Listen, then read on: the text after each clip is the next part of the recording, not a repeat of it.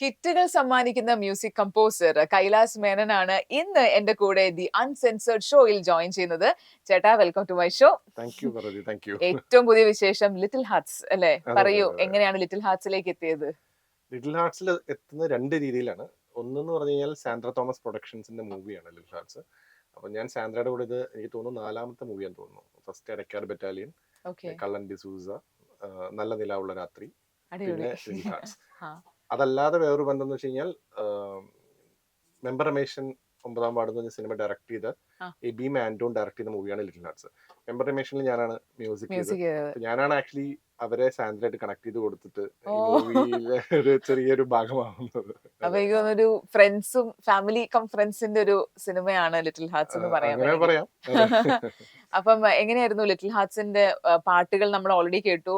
Million views ഒക്കെ പാട്ടുകൾക്ക് കിട്ടുന്നു. താഴെ കമന്റ്സ് ഒക്കെ നോക്കുമ്പോൾ അടിപൊളി കമന്റ്സുകളാണ്. എല്ലാവരും പാട്ട് എൻജോയ് ചെയ്യുന്നു. അപ്പം അതിന്റെ ഒരു കമ്പോസ് ചെയ്ത ഒരു ടൈമും അതൊന്ന് പറയോ? ശരിക്കും പറഞ്ഞു കഴിഞ്ഞാൽ പടം തുടങ്ങാൻ നേരത്ത് 3 സോങ്ങേ ഉള്ളൂ എന്ന് പറഞ്ഞ് തുടങ്ങിയതാണ്. ചെയ്ത് ചെയ്ത് ഇപ്പം 10 പാട്ടോളമായി. നിങ്ങൾ കേൾക്കാൻ ഇതുവരെ കേൾക്കാത്ത പാട്ടുകൾ ഇനിയുണ്ട് ഇറങ്ങാനായിട്ട്. അതെയോ? കാര്യം മൂവി ചെയ്ത് ബാക്ക്ഗ്രൗണ്ട് സ്കോറും ഒക്കെ ചെയ്ത് വന്നപ്പം പല സ്ഥലങ്ങളിലും സ്കോറിന്റെ സ്ഥാനത്ത് ചില പാട്ടുകൾ വന്നാൽ നന്നായിരിക്കും തോന്നി. അങ്ങനെ ആഡ് ഓൺ ആയിട്ട് പാട്ടുകൾ വന്നു. മൊത്തത്തിൽ ഒരു ലോങ് ജേർണി ആയിരുന്നു. പിന്നെ എനിക്ക് പേഴ്സണലി ഞാൻ മുമ്പ് ചെയ്തിട്ടില്ലാത്ത കൈൻഡ് ഓഫ് പാട്ടുകൾ ചെയ്യാൻ പറ്റുന്ന ഒരു മൂവിയും കൂടെ ആയിരുന്നു. ഓക്കെ. നമ്മൾ ചെയ്തിട്ടില്ലാത്ത ജോൺറയിലുള്ള പാട്ടുകളും കൂടെ ചെയ്യാൻ പറ്റുന്ന ഒരു സംഭവമായിരുന്നു. അപ്പൊ അതാണ് അതിൻ്റെ അകത്തൊരു എക്സൈറ്റിംഗ് ആയിട്ടുള്ള ഒരു ഫാക്ടർ. മൊത്തത്തിൽ ശരിക്കും പറഞ്ഞാൽ നല്ല രസമായിരുന്നു. നമ്മൾ ഭയങ്കര പ്രതീക്ഷയുള്ള ഒരു പ്രൊജക്റ്റും പാട്ടുകളുമാണ്. ഓക്കെ. അതെ. ചേട്ടന്റെ വർക്കിംഗ് ഒരു അല്ലെങ്കിൽ പ്രോസസ് എന്നൊക്കെ പറയുകയാണെങ്കിൽ അതെങ്ങനെയാ? എന്നുവെച്ചാൽ അങ്ങനെ പ്രത്യേകിച്ച് ഒരു രീതി ഉണ്ടോ? അതോ പെട്ടെന്ന് പെട്ടെന്നാണോ പാട്ടുകൾ വരുന്നത് ഒരു മനസ്സിൽ? രീതിയില്ല. ഒരു രീതിയില്ല. അതായത് ചില രീതികളൊക്കെ ഉണ്ടായിരുന്നത് ചിലത് നമ്മൾ ഡെലിബറേറ്റ്ലി നമ്മളത് ബ്രേക്ക് ചെയ്യാന്നുള്ളതാണ് ഇപ്പൊ കൂടുതലും ചെയ്തിട്ടുള്ളത്. എന്ന് വെച്ച് കഴിഞ്ഞാൽ ഓക്കെ. പലപ്പോഴും മുമ്പ് അതായത് നമ്മൾ കമ്പോസിങ് തന്നെ നമുക്ക് പല രീതിയിൽ ചെയ്യാം. ചിലപ്പം ട്യൂൺ എഴുതിയിട്ട് ലിറിക്സ് എഴുതുക, ലിറിക്സ് എഴുതി ട്യൂൺ ചെയ്യുക, അല്ലെങ്കിൽ എന്താ പറയാ, പല രീതികളിൽ നമുക്ക് അതിനെ അപ്രോച്ച് ചെയ്യാൻ പറ്റും. ഇപ്പം ലിറ്റിൽ ഹാർട്സിലെ പാട്ടുകളൊക്കെ മോസ്റ്റ്ലി ചെയ്തിരിക്കുന്നത് സ്പോട്ടിൽ ചെയ്യുന്ന പോലത്തെ ഒരു പരിപാടി. അതായത് നമ്മുടെ ഈ പടത്തിലെ എല്ലാ പാട്ടിനെയും ട്രാക്ക് പാടിയിരിക്കുന്ന അരവിന്ദ് നായർ എന്ന് പറഞ്ഞ സിംഗറാണ്. അപ്പൊ അരവിന്ദ് വരും, ഞാനും ഉണ്ടാവും. അപ്പൊ സ്പോട്ടിൽ തന്നെ, അതായത് എന്താ ചെയ്യാൻ പോണേന്ന് നേരത്തെ പ്ലാൻഡ് ആയിട്ടൊന്നും ആയിരിക്കില്ല നമ്മൾ ചെയ്യണ്ടാവുക. അവിടെ വന്ന് അപ്പോൾ നമുക്ക് എന്ത് തോന്നുന്നു അത് ചെയ്യുക. അത് വർക്ക് ആയാൽ വർക്ക് ആവും, ഇല്ലെങ്കിൽ ആയില്ല. അങ്ങനെ വളരെ എന്താ പറയാ സ്പോണ്ടേനിയസ്ലി ചെയ്ത പാട്ടുകളാണ് ഇന്നത്തെ പാട്ടുകൾ. എന്ന് വെച്ച് കഴിഞ്ഞാൽ സമയം എടുത്തില്ല എന്നൊന്നും അല്ല, ടൈം സ്പെൻഡ് ചെയ്തില്ല എന്നോ അല്ലെങ്കിൽ അങ്ങനെയല്ല. പക്ഷെ നമ്മളിങ്ങനെ ഭയങ്കരമായിട്ട് പ്രിപ്പയർ ചെയ്തിട്ട് പാട്ട് ചെയ്യുന്നതിന് പകരം നമുക്ക് എന്താ പറയാ ആ സ്പോട്ടിൽ നമുക്ക് എന്താണ് തോന്നുന്നത് അപ്പൊ കമ്പോസ് ചെയ്ത് അപ്പൊ തന്നെ പാടി നോക്കിയിട്ട് അത് വർക്ക് ആവുന്നില്ലെങ്കിൽ വീണ്ടും മാറ്റി ചെയ്യുക. ഓക്കെ. സ്പോട്ടിൽ തന്നെ നമ്മൾ അതപ്പോ ചിലപ്പോൾ പാട്ടുകൾ ചിലപ്പോൾ പെട്ടെന്ന് 10 മിനിറ്റിലും 15 മിനിറ്റിലൊക്കെ ചിലപ്പോൾ ഫുൾ സോങ് തന്നെ ചിലപ്പോൾ റെഡി ആവും, ചിലപ്പോൾ ഒന്നും വർക്ക് ആവില്ല. അപ്പൊ അങ്ങനത്തെ ഒരു കൈൻഡ് ഓഫ് ഒരു പരിപാടിയാണ് ഈ പടത്തിൽ ഓക്കെ. ചെയ്തത്. അതെ. നമ്മൾ ഈ റൈറ്റേഴ്സ് ബ്ലോക്ക് എന്നൊക്കെ പറയണ പോലെ നിങ്ങൾക്കും അങ്ങനത്തെ ഒരു ബ്ലോക്ക് ഉണ്ടോ? ചില സമയങ്ങളിൽ ഉണ്ടാവാറുണ്ട്. ലക്കിലി ഈ പ്രോജക്റ്റിൽ അങ്ങനെ സംഭവിച്ചിട്ടില്ല. അത് ശരിക്കും പറഞ്ഞു കഴിഞ്ഞാൽ ഞാൻ അഡ്വർടൈസ്മെന്റ് മ്യൂസിക് ആണ് കഴിഞ്ഞ 15 വർഷത്തിൽ കൂടുതലായിട്ട് ചെയ്തുകൊണ്ടിരിക്കുന്നത്. അപ്പോൾ ആഡ്സ് ചെയ്യുന്നത് കൊണ്ടായിരിക്കാം നമ്മൾ ആഡ്സ് എപ്പോഴും വളരെ ക്വിക്ക് ആയിട്ടാണ് നമുക്ക് ചെയ്യേണ്ടി വരിക. ലൈക്ക് അതെ. പെട്ടെന്നൊരു വർക്ക് വരും, നാളെ ക്ലയന്റ് പ്രസന്റേഷൻ ആണ്, പെട്ടെന്നൊരു ജിംഗിൾ വേണം എന്നൊക്കെ പറഞ്ഞായിരിക്കും വരിക. അപ്പം നമുക്ക് തുടക്കകാലത്തൊക്കെ ഈ പറഞ്ഞ പോലെ ചിലപ്പം വരുമ്പോൾ നമുക്ക് 2, 3, 4 ദിവസമൊക്കെ എടുത്തിട്ടോ ചിലപ്പം ഒരു സംഭവം സ്ട്രൈക്ക് ചെയ്യാനൊക്കെ സമയം എടുക്കുമായിരുന്നു. പയ്യെ പയ്യെ നമുക്കത് നടക്കില്ല. കാരണം ആഡ്സിൽ ആ ഓൺ ടൈമിൽ, on demand, creativity on demand എന്നാണ് പറയുന്നത്. ആ സമയത്ത് കൊടുക്കാൻ പറ്റുന്നതിലാണ് നമ്മുടെ നിലനിൽപ്പ് തന്നെ. അപ്പൊ നമ്മൾ അതുമായിട്ട് യൂസ്ഡ് ആവും. നമ്മൾ ഓക്കെ. പെട്ടെന്ന് ചെയ്യാനായിട്ട് നമ്മൾ യൂസ്ഡ് ആവും. അപ്പം അങ്ങനെ ഉള്ളത് കൊണ്ട് പലപ്പോഴും നമ്മൾ ഇരിക്കാൻ നമ്മൾ പോയിരുന്ന് ചെയ്യാൻ വേണ്ടി ഇരിക്കുന്നതിന് മടി മാത്രമേ ഉണ്ടാവുള്ളൂ. ഇരുന്ന് കഴിഞ്ഞാൽ ചിലപ്പോൾ പെട്ടെന്ന് കാര്യങ്ങൾ നടക്കും. ഇൻ കേസ് നടന്നില്ല എന്നുണ്ടെങ്കിൽ എന്ത് ചെയ്യാൻ പറ്റും? വേറെ ദിവസം വീണ്ടും ഇത് ചെയ്യാൻ അത്ര തന്നെ. അത് ശരി. അപ്പം അങ്ങനെയൊക്കെയുള്ള ഒരു ബ്ലോക്ക് വരുന്ന സമയത്ത് ചേട്ടന്റെ രീതികൾ എന്തെങ്കിലും ഉണ്ടോ? ഐ മീൻ, ഇപ്പൊ ട്രാവൽ ചെയ്യുക, അല്ലെങ്കിൽ പുസ്തകം വായിക്കുക, അല്ലെങ്കിൽ സിനിമ കാണുക, അങ്ങനെയൊക്കെ ഒരു ഒരു ബ്രേക്ക് എടുക്കുന്ന ഒരു ശീലം ഉണ്ടോ പൊതുവേ? ആം, അങ്ങനെ വേണ്ടി വന്നാൽ ചിലപ്പം എടുക്കാറുണ്ട്. അതായത് ചിലപ്പം ഈ പറഞ്ഞ പോലെ എപ്പോഴാണ് നമുക്ക് ഈ പറഞ്ഞ പോലെ ഇൻസ്പിറേഷൻ സ്ട്രൈക്ക് ചെയ്യാന്ന് നമുക്ക് പറയാൻ പറ്റില്ലല്ലോ. നമുക്ക് അതെ. എപ്പോഴായിരിക്കും ഒരു ഇൻട്രസ്റ്റിംഗ് ആയിട്ടുള്ള ഒരു ഐഡിയ അല്ലെങ്കിൽ ട്യൂണോ എല്ലാം കിട്ടുക ഒന്നും പറയാൻ പറ്റില്ല. പിന്നെ വേറൊരു കാര്യം വെച്ചാൽ നമ്മളൊരു പ്രൊജക്ടിന്റെ കഥ കേൾക്കുക, അതിൽ ഇങ്ങനത്തെ പാട്ടാണ് വേണ്ടതെന്നൊക്കെ പറഞ്ഞ ഒരു ബ്രീഫ് തന്നത് മുതൽ ആ സംഭവം നമ്മുടെ മൈൻഡിൽ ഉണ്ടാവും. ഓക്കെ. എന്നിട്ട് നമ്മളത് കമ്പോസിങ്ങിന് മുമ്പ് തന്നെ നമ്മൾ അത് മനസ്സിൽ കിടപ്പുണ്ടാവും. എന്നിട്ട് ചിലപ്പോൾ നമ്മൾ പിന്നെ ഏതെങ്കിലും പാട്ടുകൾ കേൾക്കുമ്പോഴോ സിനിമ കാണുമ്പോഴോ ഒക്കെ ആയിരിക്കും ചിലപ്പോൾ നമുക്ക് പെട്ടെന്ന് ഒരു ഐഡിയ സ്ട്രൈക്ക് ചെയ്യുക. അതെ. ഇത്തരം ഒരു പാട്ട് ചെയ്താൽ, ഇത്തരം ഒരു വൈബിൽ ഒരു സംഭവം ചെയ്താൽ ഇപ്പൊ രസമായിരിക്കുമല്ലോ എന്നൊക്കെ അങ്ങനെ ചിലപ്പോൾ തോന്നും. ചിലപ്പം ഈയിടയ്ക്ക് ഒരു ഇന്ത്യ ട്രാക്ക് കേട്ടു, ഒരു ഫിലിം സോങ്ങേ അല്ല, ഒരു ഇന്ത്യ സോങ് കേട്ടപ്പോൾ പെട്ടെന്ന് ഇതാണ് നമുക്ക് perfect vibe for the situation. അപ്പൊ ആ ഒരു വൈബിൽ കംപ്ലീറ്റ്ലി ആ പാട്ടായിട്ട് ഒരിക്കലും സിമിലാരിറ്റി ഉണ്ടാവില്ല, പക്ഷെ അതിൽ നിന്നായിരിക്കും ചിലപ്പോൾ അതിന്റെ ഒരു ഇൻസ്പിറേഷൻ ചിലപ്പം ഉണ്ടാവുന്നത്. ഇപ്പം നമ്മുടെ തന്നെ പല പാട്ടുകളുടെയും ഇൻസ്പിറേഷൻ ട്രാക്ക് ചിലപ്പോൾ കേട്ടാൽ അതിൽ നിന്ന് ഇങ്ങനെ ഇത് ഉണ്ടായെന്ന് ചിലപ്പം തോന്നും. കാരണം എന്ന് വെച്ച് കഴിഞ്ഞാൽ കംപ്ലീറ്റ്ലി ചിലപ്പോൾ ചെയ്തു വരുമ്പോൾ മാറി വേറൊരു സാധനമായിട്ട് വരും. പക്ഷെ അതിൽ നിന്നായിരിക്കും അതിന്റെ ഒരു സ്പാർക്ക് ചിലപ്പോൾ നമുക്ക് കിട്ടുക, വേറൊരു ആർട്ടിൽ നിന്നായിരിക്കാം, ചിലപ്പം ട്രാവലിൽ നിന്നായിരിക്കും, അല്ലെങ്കിൽ ഈ പറഞ്ഞ പോലെ മൂവി ആയിരിക്കാം, അങ്ങനെ എവിടെ നിന്ന് വേണമെങ്കിലും അത് സംഭവിക്കാം. അതെ. അതെ. ഇപ്പൊ ഓൾറെഡി ഒരു ലൈബ്രറി ഉണ്ടോ? അതായത് മനസ്സിലേക്ക് ഇങ്ങനെ റാൻഡം വരുന്ന മ്യൂസിക് ഒക്കെ എടുത്ത് വെക്കുക, അങ്ങനെയാണോ ചേട്ടൻ ചെയ്യാറുണ്ടോ? അതോ സിനിമ വരുമ്പോ അപ്പം ചെയ്യുന്നു, അങ്ങനെയാണ്? അങ്ങനെയാണ്. കാരണം പണ്ട് ഇതുപോലെ കുറെ ലൈബ്രറി ഒക്കെ ഉണ്ടായിരുന്നു. എന്നിട്ട് ആ ലൈബ്രറി ഒക്കെ പിന്നെ കേൾക്കുമ്പോൾ ഭയങ്കര ബോറായിട്ട് തോന്നും. ഞാൻ തന്നെ ഈ പറഞ്ഞ പോലെ എന്തെങ്കിലും നല്ല ട്യൂണൊക്കെ ചിലപ്പോൾ തോന്നി കഴിഞ്ഞാൽ അപ്പൊ ചിലപ്പം ഇങ്ങനെ ഫോണിൽ റെക്കോർഡ് ചെയ്തിട്ട് സേവ് ചെയ്ത് വെക്കും. എക്സലന്റ് ട്യൂൺ എന്നൊക്കെ പറഞ്ഞിട്ടൊക്കെ സേവ് ചെയ്ത് വെക്കും.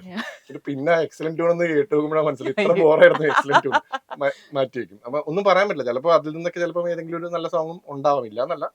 പക്ഷെ ഈ ലൈബ്രറി ക്രിയേറ്റ് ചെയ്ത് വെക്കുന്നതിൽ വലിയ കാര്യമില്ല എന്നുള്ള ഒരു കാര്യം എന്ന് വെച്ച് കഴിഞ്ഞാൽ ഓരോ പടത്തിന്റെ സിറ്റുവേഷൻസും ഓരോ ഡയറക്ടറിന്റെ ഡിമാൻഡും ഒക്കെ കംപ്ലീറ്റ്ലി ഡിഫറെന്റ് ആയിരിക്കും. അതുകൊണ്ട് തന്നെ ഈ ലൈബ്രറി ഒരുപാട് ക്രിയേറ്റ് ചെയ്ത് വെച്ച് കഴിഞ്ഞാൽ അങ്ങനെ അതിങ്ങനെ വർഷങ്ങളോളം, എനിക്കിപ്പോ തന്നെ ഇപ്പൊ നമ്മൾ ചെയ്തിട്ട് റിജക്ട് ആയി പോയ പാട്ടുകളൊക്കെ ഉണ്ടാവുമല്ലോ, അതൊക്കെ ഇങ്ങനെ പെട്ടിയിൽ ഇങ്ങനെ ഇരിക്കുന്നുണ്ടാവും കുറെ കാലങ്ങളായിട്ട്, ചിലപ്പം 10-12 വർഷമായിട്ട് ഇതുവരെ പുറം ലോകം കാണാത്ത ഫുള്ളായിട്ട് കമ്പോസ് ചെയ്ത് റെക്കോർഡ് ചെയ്തിട്ടുള്ള പാട്ടുകൾ പോലും നമ്മുടെ കയ്യിലുണ്ട്.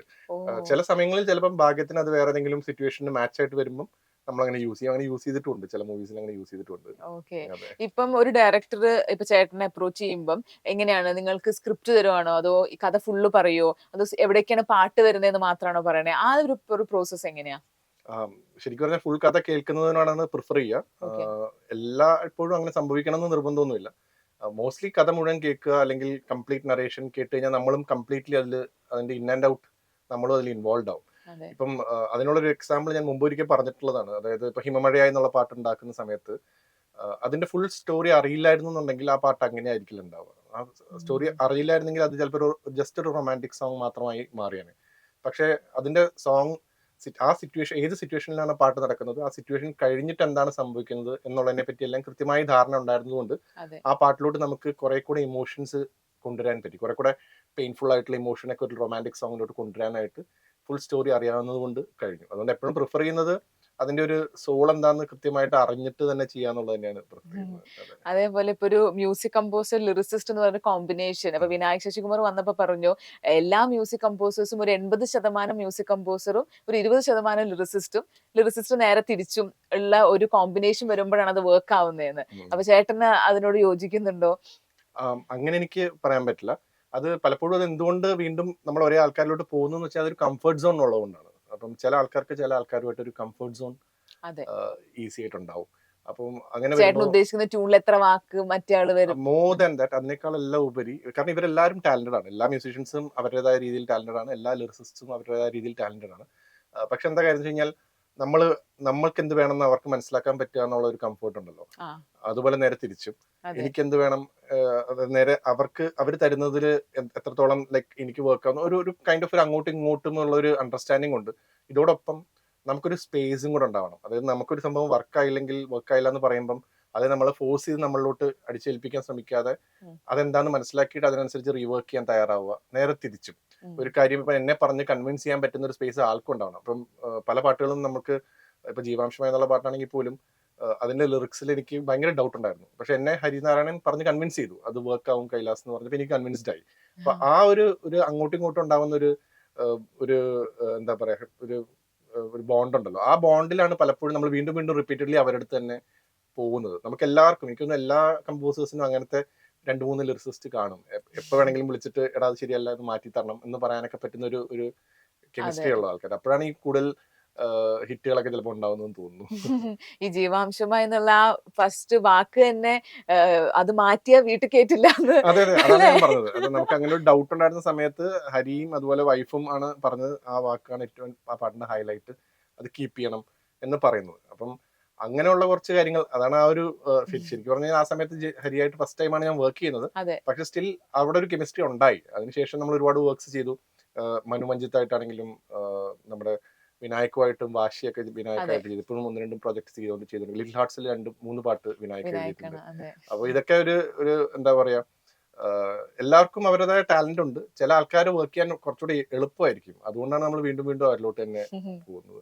ഒരു ഒരു മൂവിയുടെ ഡയറക്ടറിന് എത്രമാത്രം പാട്ടിനെ പറ്റി ഒരു സെൻസ് വേണം ഹിറ്റുകൾ ഉണ്ടാക്കാന്ന് ചേട്ടന് തോന്നിയിട്ടുണ്ട്?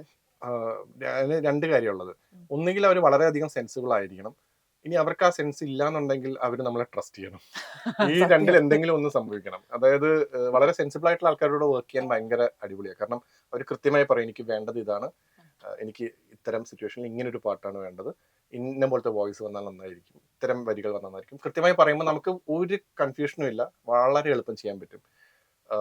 ഒരു ഐഡിയ ഇല്ലാത്ത ഒരാൾ നമ്മളെ വിശ്വസിച്ചിട്ട് ഏൽപ്പിക്കുകയാണ്. കൈലാസ്, എനിക്കിതിനെപ്പറ്റി വലിയ പിടിയില്ല, പക്ഷെ ഐ ട്രസ്റ്റ് യു എന്ന് പറഞ്ഞ് ഏൽപ്പിച്ചാലും വളരെ എളുപ്പമാണ്. അപ്പോഴും നമുക്ക് കംപ്ലീറ്റ് ഫ്രീഡവും റെസ്പോൺസിബിലിറ്റി ഉണ്ട്.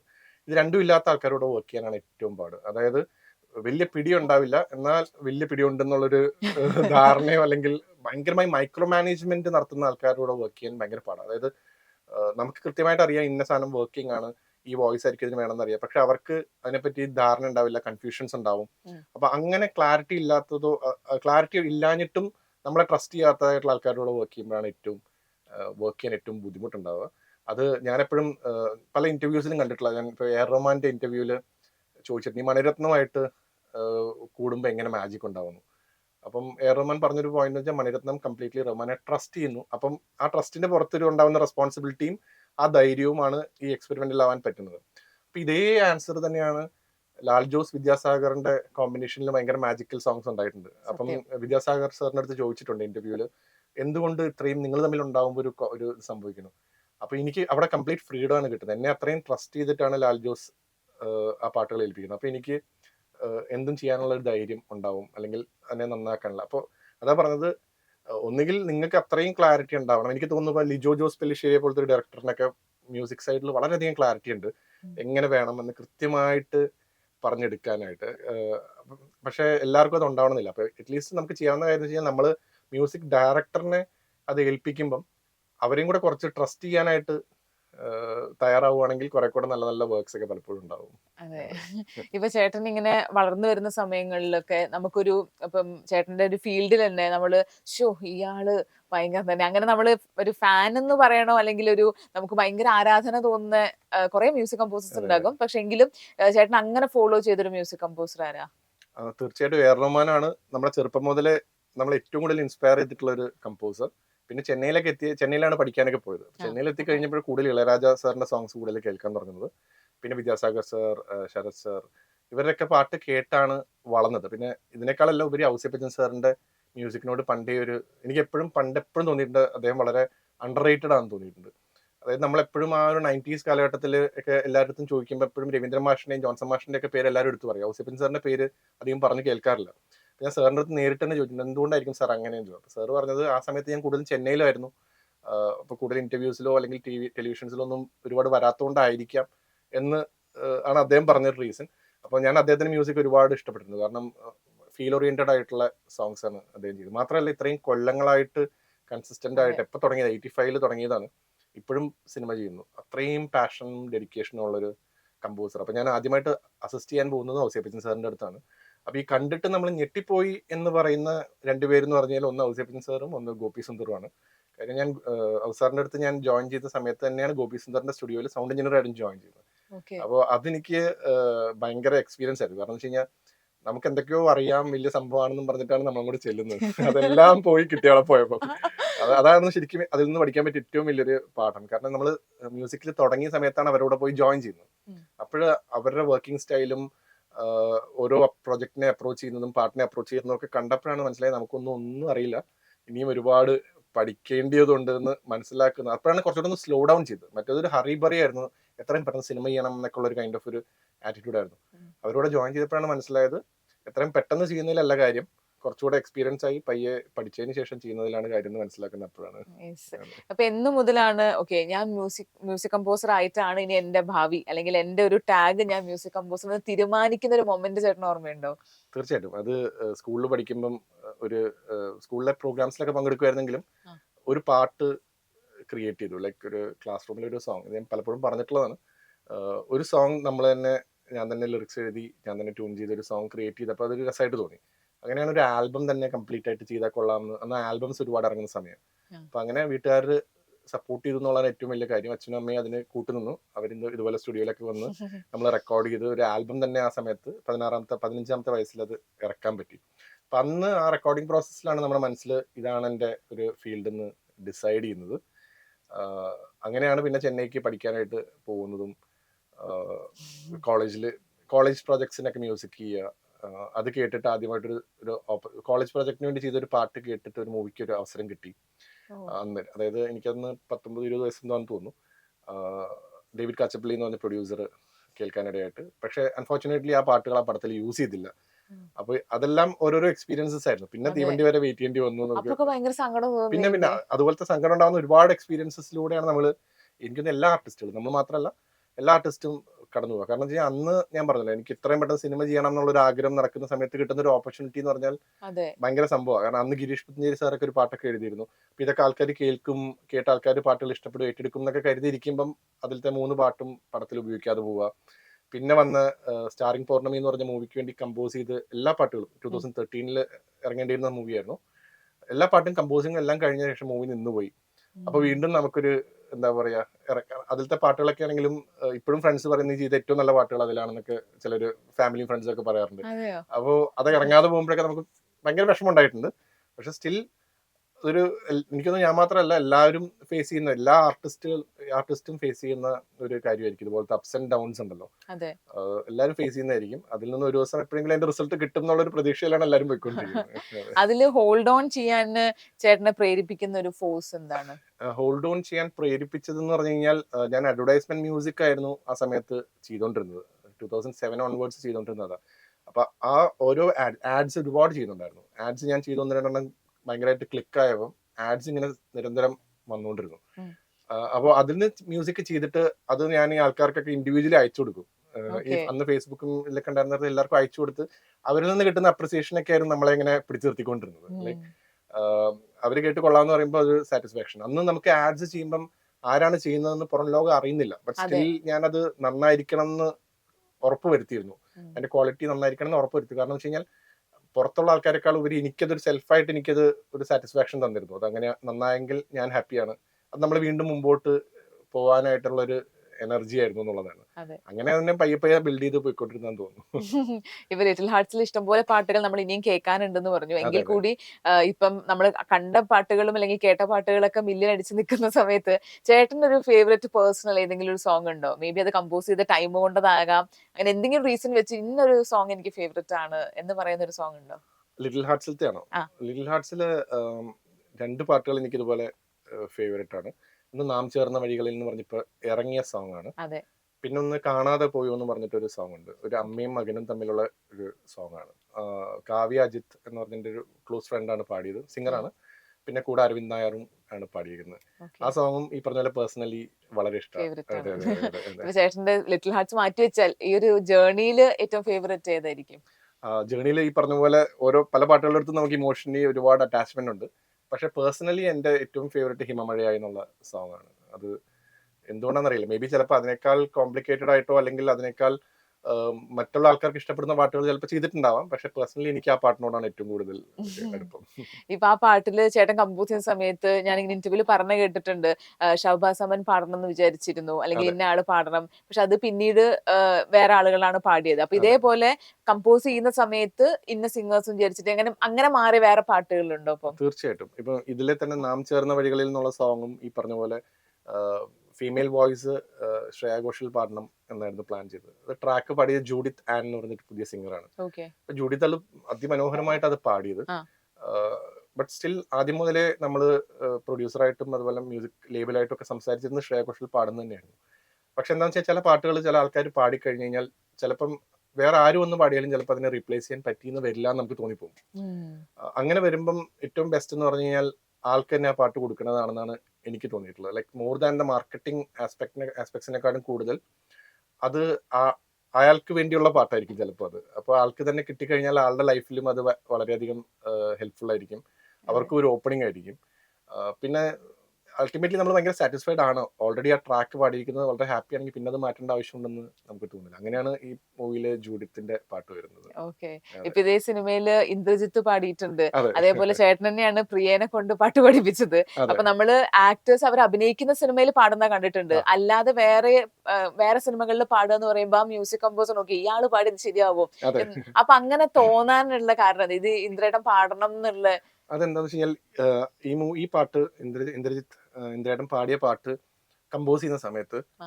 എനിക്ക് വേറെ ഒരു സിംഗറിന്റെയും വോയിസ് എനിക്ക് മൈൻഡിൽ വരുന്നില്ല എന്നുള്ള സത്യം. സാധാരണ ഒരു പാട്ട് കമ്പോസ് ചെയ്യുമ്പോൾ നമുക്ക് ഒന്നോ രണ്ടോ ഓപ്ഷൻസ് എങ്കിലും വരും. ഓക്കെ. ഇന്നയാള് അല്ലെങ്കിൽ ഇന്നയാള് പാടിയാൽ നന്നാവാൻ ആ. സാധ്യതയുണ്ട്. ഇതിലത്തെ തന്നെ ഇപ്പം വിജയ് പ്രകാശ് ഒരു പാട്ട് പാടിയിട്ടുണ്ട്. വിജയ് പ്രകാശ് പാടിയ പാട്ടിന് ഞാൻ സാന്ദ്രയ്ക്ക് കൊടുത്ത ഓപ്ഷൻ എന്ന് വെച്ച് കഴിഞ്ഞാൽ വിജയ് പ്രകാശ് ഓർ സാഞ്ചിത് ഹെഗ്ഡെ എന്ന് പറഞ്ഞൊരു സിംഗർ ഉണ്ട്. നമ്മുടെ കുട്ടിക്കുടിയേ എന്നുള്ള ട്രാക്ക് പാടിയില്ലേ. ആ. സാഞ്ചിത്തിനെ മലയാളത്തിൽ ഫസ്റ്റ് ഇൻട്രൊഡ്യൂസ് ചെയ്യണം എന്നുള്ള ഏറ്റവും വലിയ ആഗ്രഹമായിരുന്നു. ഓ. പക്ഷെ അത് നമ്മുടെ വിഷ്ണു വിജയ് കൊണ്ടുപോയി. അപ്പോ അത് മാത്രമല്ല, അപ്പൊ വിജയ് പ്രകാശിലോട്ട് തന്നെ പോകാമെന്ന് തീരുമാനിക്കുകയും വിജയ് പ്രകാശ് പാടുക ചെയ്തത്. പക്ഷെ ഇന്ദ്രേട്ടന്റെ ഈ പാട്ടെന്ന് പറഞ്ഞു കഴിഞ്ഞാൽ എനിക്കൊരു ഓൾട്ടർനേറ്റീവ് ഇല്ല. എനിക്കത് ഒരു പ്രൊഫഷണൽ പ്ലേബാക്ക് സിംഗർ വന്ന് പാടുന്നതിനെ പറ്റി എനിക്ക് ചിന്തിക്കാൻ കഴിയുന്നില്ല. കാരണം എന്റെ മനസ്സിൽ പുള്ളിയുടെ ഒരു വോയിസ് ഉണ്ടല്ലോ, ഒരു ടെക്സ്ചർ ഉണ്ട്, ഒരു മോർ ദാൻ ദ സിംഗിങ്, ഒരു ടെക്സ്ചർ പുള്ളിയുടെ, അതാണ് ഇതിന് വേണ്ടതെന്നുള്ളൊരു തോന്നൽ ഉണ്ടായിരുന്നു. അപ്പൊ ഞാൻ സാന്ദ്ര അടുത്ത് പറഞ്ഞു, സാന്ദ്ര ഇന്ദ്രേട്ടൻ പാടിയാൽ നന്നായിരിക്കും. അപ്പൊ കൈലാസ് നേരിട്ട് വിളിച്ചു. എനിക്ക് നേരിട്ട് വിളിക്കാൻ പരിചയമൊന്നുമില്ല, ഒന്ന് വിളിച്ചൊന്ന് ഇൻട്രൊഡ്യൂസ് ചെയ്യുകയാണെങ്കിൽ ബാക്കി നോക്കാം. അങ്ങനെ സാന്ദ്രയാണ് വിളിച്ച് പുള്ളി എടുത്ത് പറഞ്ഞു, പുള്ളി താല്പര്യമുണ്ട്, നോ ഇഷ്യൂ, അതാ പാടാലോ എന്ന് കരുതി പാട്ട് അയച്ചു കൊടുത്ത പാട്ട് ഇഷ്ടപ്പെട്ടു. അപ്പൊ അങ്ങനെ പുള്ളി വന്ന് വളരെ പെട്ടെന്ന് തന്നെ അതിമനോഹരമായിട്ട് ഞാൻ ഉദ്ദേശിച്ച അതേ ഫീലില്, എക്സാക്ട്ലി ഞാൻ എന്ത് മനസ്സിൽ കണ്ടോ ആ ഔട്ട്പുട്ട് എനിക്ക് കിട്ടി. അപ്പം ചില സമയങ്ങളിൽ അത് സ്റ്റാർ ആയതുകൊണ്ടോ സെലിബ്രിറ്റി ആയതുകൊണ്ടോ മാർക്കറ്റ് ചെയ്യാമെന്നോ കരുതിയിട്ട് ഒന്നുമല്ല, ആ വോയിസ് ആയിരുന്നു അതിന് ഏറ്റവും ഐഡിയൽ ആയിട്ട് ചേരാൻ തോന്നി. അങ്ങനെയാണ് ഞാൻ പുള്ളിയെ കണ്ടപ്പോൾ ആദ്യം പറഞ്ഞ കാര്യം അതാ, ചേട്ടാ ഇതൊരു മാർക്കറ്റിംഗ് ആസ്പെക്ട് ആയിട്ട് ഞാൻ വിളിച്ച് പഠിക്കുന്നതല്ല, ഈ വോയിസ് ആണ് എന്റെ മനസ്സിലുണ്ടായിരുന്നത്, അതുകൊണ്ടാണ് വിളിച്ചതെന്ന് പറഞ്ഞു. അങ്ങനെയാണ് പാട്ടുണ്ടായത്. എനിക്ക് തോന്നുന്നു ഈ ആക്ടേഴ്സ് ഒക്കെ പാടാൻ തുടങ്ങിയ ഒരു ടൈമിൽ വന്നൊരു ചർച്ചയായിരുന്നു ആ കാലത്ത്. ഇപ്പൊ അങ്ങനെ അധികം കേൾക്കുന്നില്ല. ആക്ടേഴ്സ് അല്ലേ, അവർ അഭിനയിച്ചാ പോരെ, പാട്ട് പാടുമ്പോഴേക്കും സിംഗേഴ്സിന്റെ ഒരു സ്പേസ് എടുക്കുന്നു. അപ്പൊ അങ്ങനെ ഉള്ള ഒരു പോയിന്റിന് അങ്ങനത്തെ ഒരു വ്യൂവിനോട് ചേട്ടന്റെ അങ്ങനെ ഒരു യോജിപ്പില്ല എനിക്ക്. കാര്യം ആർട്ട് എന്ന് പറഞ്ഞാൽ ആർക്ക് വേണമെങ്കിലും ചെയ്യാവുന്നതാണ്. ഇപ്പൊ എന്താ പറയാ, മ്യൂസിക് ഡയറക്ടേഴ്സ് പോയി അഭിനയിക്കുന്നില്ലേ, ജി.വി. പ്രകാശും വിജയ് ആന്റണിയും പോയി അഭിനയിക്കുന്നു. ഒരു ആക്ടർ വന്നിട്ട് പറയുന്നില്ല എന്റെ സ്പേസ് ആണ് നീ എടുക്കുന്നത് അറിയില്ലല്ലോ. അപ്പൊ അതുപോലെ തന്നെ ഉള്ളൂ. ആർട്ടാകുമ്പോൾ ആർക്കും പറ്റാവുന്ന കഴിയുന്ന ആർക്കും അത് അറ്റംപ്റ്റ് ചെയ്യാവുന്നതാണ്. അത് വർക്ക് ആവുന്നുണ്ടെന്നുണ്ടെങ്കിൽ പിന്നെ അതിനൊരു ചോദ്യമില്ല. അത് even if it's four marketing, അതിപ്പോ മാർക്കറ്റിംഗ് പെർസ്പെക്റ്റീവിൽ മാത്രം തന്നെയാണ് അങ്ങനെ പഠിച്ചാൽ പോലും അതിൽ തെറ്റൊന്നുമില്ല. കാര്യം മാർക്കറ്റിംഗ് തീർച്ചയായിട്ടും മാർക്കറ്റ് ചെയ്യപ്പെടുമ്പോൾ വേണമല്ലോ, ഒരു പ്രൊഡക്റ്റ് എത്തിക്കുക എന്നുള്ളതും വളരെ ഇമ്പോർട്ടന്റ് ആണ്. അപ്പൊ ഇൻ കേസ് ഇപ്പം ദുൽഖറിനെ വിളിച്ചൊരു പാട്ട് പാടിക്കുന്നത് പ്യൂർലി ഫോർ മാർക്കറ്റിംഗ് ആണെങ്കിൽ പോലും അതിൽ യാതൊരു തെറ്റുമില്ല. പിന്നെ എല്ലാവർക്കും ഉള്ള സ്പേസ് ഉണ്ട്. ശരിക്കും പറഞ്ഞാൽ ഏതൊരു സിംഗറിനും ഏതൊരു മ്യൂസീഷ്യനും എല്ലാവർക്കും ഉള്ള സ്പേസ് ഉണ്ട്. നമുക്കത് ആ ഓപ്പർച്യൂണിറ്റിയിൽ എത്തുക എന്നുള്ളത് മാത്രമേ കാര്യമുള്ളൂ. ഇപ്പം ചേട്ടന്റെ പാട്ടുകളൊക്കെ എനിക്ക് തോന്നുന്നു ഏറ്റവും കൂടുതൽ ഒരു റൊമാൻറ്റിക് ട്രാക്ക് അങ്ങനത്തെയൊക്കെയാണ് ഏറ്റവും ഹിറ്റ് ആയിട്ടുള്ളത്. അപ്പൊ പൊതുവേ നമ്മള് ഈ ആക്ടേഴ്സിലൊക്കെ പറയില്ലേ സ്റ്റീരിയോ ടൈപ്പ് ചെയ്യാന്ന്, അങ്ങനെ മ്യൂസിക് കമ്പോസേഴ്സ് അല്ലെങ്കിൽ പാട്ടില് അങ്ങനെ ഉണ്ടോ? അതായത് ഒരു ജിൽ ജിൽ പാട്ട് എന്ന് പറയുമ്പം പെട്ടെന്ന് കൈലാസ് മേനൻ എന്ന് പറയുന്ന ഒരു പേര് ആളുകളുടെ മനസ്സിലേക്ക് വരുന്നില്ല എന്നുള്ളൊരു പ്രശ്നമുണ്ടോ? ഉണ്ട്, തീർച്ചയായിട്ടും ഉണ്ട്. ചേട്ടാ അത് ബ്രേക്ക് ചെയ്യണോ എന്നുണ്ടോ? ഞാൻ തീർച്ചയായിട്ടും അത് ബ്രേക്ക് ചെയ്തിട്ടുണ്ട്. അതെ. പക്ഷെ ബ്രേക്ക് ചെയ്താലൊന്നും അതൊന്നും ആരും സംഭവിക്കില്ല. എന്ന് വെച്ച് കഴിഞ്ഞാൽ എനിക്കൊന്ന് എല്ലാവരും ഫേസ് ചെയ്യുന്ന പ്രോബ്ലം, ഒരു സിംഗർ ആണെങ്കിലും മ്യൂസിക് ഡയറക്ടർ ആണെങ്കിലും ആക്ടേഴ്സ് ആണെങ്കിലും ഒക്കെ ഫേസ് ചെയ്യുന്ന ഒരു പ്രോബ്ലമാണ്. ലിറിസിസ്റ്റുകളൊക്കെ ഫേസ് ചെയ്യുന്ന പ്രോബ്ലമാണ്. കാരണം ഞാനൊരു എക്സാമ്പിൾ പറയുകയാണെങ്കിൽ ഇപ്പൊ എന്റെ തീവണ്ടി എന്ന് പറഞ്ഞ മൂവി എടുത്തു കഴിഞ്ഞാൽ തന്നെ അതില് ജീവാംശമ എന്നുള്ള പാട്ട് ഒഴിച്ച് മാറ്റി നിർത്തി കഴിഞ്ഞാൽ ഒരു തീപ്പെട്ടിക്കും വേണ്ട എന്നുള്ള സോങ് ഉണ്ട്, ഒരു ഫാസ്റ്റ് നമ്പർ ആണ്. താദിന്നം എന്നുള്ള സോങ് ഒരു ഫോക്ക് നമ്പർ ആയിരുന്നു. അപ്പോ ഇങ്ങനെ പല ടൈപ്പ് പാട്ടുകൾ പല മൂവീസിലും നമ്മൾ ചെയ്തിട്ടുണ്ട്. പക്ഷെ സ്റ്റിൽ നമുക്ക് ക്ലിക്ക് ആവുന്നതോ ഹിറ്റ് ആവുന്നതോ പാട്ടുകൾ വെച്ചിട്ട് 3-4 പാട്ടുകൾ ചേർത്ത് വെച്ചിട്ടായിരിക്കും നമ്മളെ ചിലപ്പം ഇതാണ് ഇയാളുടെ സ്റ്റൈൽ എന്ന് ആൾക്കാർ ജഡ്ജ് ചെയ്യുക. അത് ഒരു വലിയൊരു കഷ്ടമുള്ള കാര്യമാണ് പല സമയത്തും. കാര്യം നമ്മള് ഇപ്പം ജീവാംശമ എന്നുള്ള പാട്ട് ശ്രദ്ധിച്ചു കഴിഞ്ഞാൽ അതിന് കുറച്ചുകൂടെ കൊടുത്തിരിക്കുന്ന ഒരു 90s ഒരു വൈബ് ഉണ്ടല്ലോ, അങ്ങനത്തെ ഒരു കൈൻഡ് ഓഫ് ഓർക്കസ്ട്രേഷനും അപ്രോച്ചുമാണ് അതിൽ കൊടുത്തിരിക്കുന്നത്. കാരണം ആ മൂവി അതാണ് ഡിമാൻഡ് ചെയ്യുന്നത്. അപ്പൊ ആ മൂവി ഡിമാൻഡ് ചെയ്യുന്നത് കൊടുക്കുക എന്നുള്ളതാണ് നമുക്ക് ചെയ്യാൻ പറ്റുക. പക്ഷെ അത് ക്ലിക്കായി കഴിയുമ്പോൾ പ്രോബ്ലം എന്ന് വെച്ച് കഴിഞ്ഞാൽ ഇതാണ് ഇയാളുടെ സ്റ്റൈല് എന്നുള്ളൊരു തോന്നൽ വരും. അപ്പൊ അതിന് ഏറ്റവും വലിയ പ്രോബ്ലം എന്താണെന്ന് വെച്ച് കഴിഞ്ഞാൽ നമുക്ക് പിന്നെ വരുന്ന പ്രോജക്ട്സും കൂടുതലും അത്തരം സ്റ്റൈലിലുള്ള പ്രോജക്ട്സുകളായിരിക്കും. അപ്പൊ വീണ്ടും നമ്മൾ പലപ്പോഴും ഫോഴ്സ്ഡ് ആവും ചിലപ്പം അത്തരം ജോൺറയിലുള്ള പാട്ടുകൾ ചിലപ്പോൾ ചെയ്യാനായിട്ട്. ഇനി നമ്മളത് ബ്രേക്ക് ചെയ്ത് കഴിഞ്ഞാൽ പോലും അങ്ങനെ ഉണ്ടായ സംഭവം ഉണ്ടായിട്ട് നമുക്കത് ബ്രേക്ക് ചെയ്യണം എന്ന് ആഗ്രഹം ഉണ്ടാവുമല്ലോ. അപ്പൊ നമ്മൾ പലപ്പോഴും അത് ബ്രേക്ക് ചെയ്ത് കൊടുക്കുമ്പോൾ ചിലപ്പം പ്രൊഡക്ഷനിൽ നിന്നോ അല്ലെങ്കിൽ ഡയറക്ടർ പറയും കൈലാസിന്റെ സിഗ്നേച്ചർ വന്നിട്ടില്ല എന്ന് പറയും. എന്റെ ചേട്ടാ ഞാൻ ആ സിഗ്നേച്ചർ ഒന്ന് ബ്രേക്ക് ചെയ്യാനാണ് ശ്രമിക്കുന്നത്. അപ്പൊ അല്ല അത് കാരണമാണ് ഞങ്ങൾ ഇങ്ങോട്ട് വന്നത് എന്ന് പറയും. അപ്പം അതും ഒരു പ്രോബ്ലം ആണ്. അപ്പൊ നമ്മളത് ബ്രേക്ക് ചെയ്യാൻ ശ്രമിക്കുമ്പോൾ അത് അക്സെപ്റ്റ് ചെയ്യാതിരിക്കുന്നതും ഒരു പ്രോബ്ലം ആണ്. ഈ സ്റ്റീരിയോ ടൈപ്പിംഗ് ഡെഫിനറ്റ്ലി എല്ലാവരും ഫേസ് ചെയ്യുന്നതാണ്. നമ്മള് അതിനുശേഷം അതല്ലാത്ത കൈൻഡ് ഓഫ് പാട്ടുകളും ചെയ്തിട്ടുണ്ട്. ഇപ്പം ഒറ്റ എന്ന് പറഞ്ഞ മൂവിയിൽ കംപ്ലീറ്റ്ലി ഡിഫറെന്റ് ആയിട്ടുള്ള ഒരു സോങ് ചെയ്തിരുന്നു. പല പ്രോജക്ട്സിലും നമ്മൾ ചെയ്യുന്നുണ്ട്. പക്ഷെ ഈ പറഞ്ഞ പോലെ ശ്രദ്ധിക്കപ്പെട്ട പാട്ടുകൾ വെച്ചിട്ട് ആൾക്കാരെ സ്റ്റീരിയോ ടൈപ്പ് ചെയ്യാന്നുള്ളതൊരു യൂഷ്വൽ, അല്ലെങ്കിൽ അത് മാറണം എന്നുണ്ടെങ്കിൽ ഡിഫറെന്റ് ജോണറിലുള്ള പടങ്ങളും പാട്ടുകളും അറ്റ് എ ടൈം വന്ന് ശ്രദ്ധിക്കപ്പെട്ട് അങ്ങനെ സംഭവിക്കണം എന്ന് തോന്നുന്നു. അതെ. ഇപ്പൊ ഏറ്റവും കൂടുതൽ സമയം എടുത്ത് കമ്പോസ് ചെയ്തൊരു പാട്ട് ഏതായിരിക്കും? ഏറ്റവും കൂടുതൽ സമയം അങ്ങനെ പെട്ടെന്ന് ചോദിച്ചാൽ എനിക്ക് തോന്നുന്നു വാശിയിലത്തെ സോങ്സ് ഒരുപാട് സമയം എടുത്തിട്ടുള്ളതാണ്. കാരണം ഈ പറഞ്ഞ പോലെ വാശിയിലത്തെ സോങ്സ് ചെയ്യാൻ നേരത്ത് കംപ്ലീറ്റ്ലി എനിക്കൊരു റീവാംഡ് ആയിട്ടുള്ള ഒരു സൗണ്ടിങ്ങും മെലഡി സ്റ്റൈലാണെങ്കിലും ഒക്കെ കംപ്ലീറ്റ്ലി വേറെ പോലെ ആയിരിക്കണം എന്നുള്ളൊരു നിർബന്ധം ഉണ്ടായിരുന്നു. അപ്പൊ അതിനുവേണ്ടി കൂടുതൽ ഈ പറഞ്ഞ പോലെ ടൈം ആൻഡ് എഫേർട്ട് എടുത്തിട്ടുണ്ട്. അതിന്റെ സൗണ്ടിങ്ങിന് വേണ്ടിയും അല്ലെങ്കിൽ അതിന്റെ മെലഡിയുടെ അപ്രോച്ചിനും ഒക്കെ ഒരു ചേഞ്ച് കൊടുക്കാനായിട്ട് സമയം എടുത്ത് ചെയ്തിട്ടുള്ളതാണ്. യാതൊന്നും പറയാതെ എന്നുള്ള പാട്ടും അതുപോലെ ഋതുരാഗം എന്നുള്ളൊരു സോങ് ഒക്കെ ഉണ്ട്. ആ പാട്ടൊക്കെ നമ്മൾ കംപ്ലീറ്റ്ലി സമയം കൂടുതൽ സ്പെൻഡ് ചെയ്തിട്ട് കുറച്ചധികം ഡിഫറെന്റ് ആയിട്ട് നിൽക്കണം എന്നുള്ളൊരു പെർസ്പെക്റ്റീവിൽ ചെയ്തിട്ടുള്ള പാട്ടുകളാണ്. അതേപോലെ നേരെ ഓപ്പോസിറ്റ് പെട്ടെന്ന് തന്നെ കമ്പോസ് ചെയ്തൊരു പാട്ട് അങ്ങനെ കുറെ പാട്ടുകളുണ്ട്. ഇപ്പം ലിറ്റിൽ ഹാർട്സിലൊക്കെയാണ് പല പാട്ടുകളും പെട്ടെന്നുണ്ടായിട്ടുള്ള പാട്ടുകളാണ്. ലൈക്ക് 10 മിനിറ്റ് കൊണ്ടും 15 മിനിറ്റ് കൊണ്ടും ഒക്കെ ഫുൾ സോങ് കംപ്ലീറ്റ് ആയിട്ടുള്ള സോങ്സും ഉണ്ട്. ഇപ്പം എല്ലാവർക്കും അറിയാവുന്ന അത്തരം പാട്ട് ഏതാണെന്ന് ചോദിച്ചു കഴിഞ്ഞാൽ മേ ബി പെട്ടെന്ന് ഓർമ്മ കിട്ടുന്നില്ല. കുറെ അങ്ങനെ ചെയ്തിട്ടുള്ളത് കുറെ അങ്ങനെ ചെയ്തിട്ടുണ്ട്.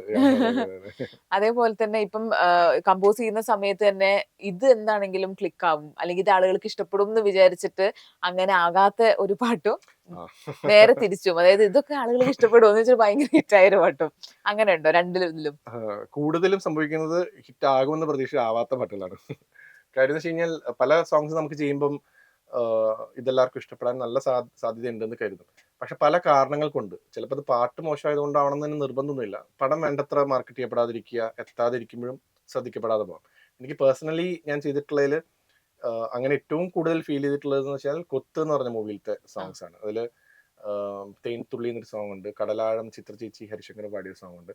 അതൊക്കെ പേഴ്സണലി കൂടുതൽ ആൾക്കാർ കേട്ടിരുന്നെങ്കിൽ കൊള്ളാമായിരുന്നു എന്ന് തോന്നിയിട്ടുള്ള പാട്ടാണ്. പിന്നെ നമ്മൾ അതിലൂടെയൊക്കെയാണ് നമ്മൾ റിയലൈസ് ചെയ്യുക, അത്തരം ചില പ്രൊജക്ട്സിലൂടെ റിയലൈസ് ചെയ്യുക ഈ പറഞ്ഞ പോലെ എപ്പോഴും നമ്മൾ വിചാരിക്കുന്ന പോലെ ഒന്നും കാര്യങ്ങൾ നടക്കണമെന്നില്ല.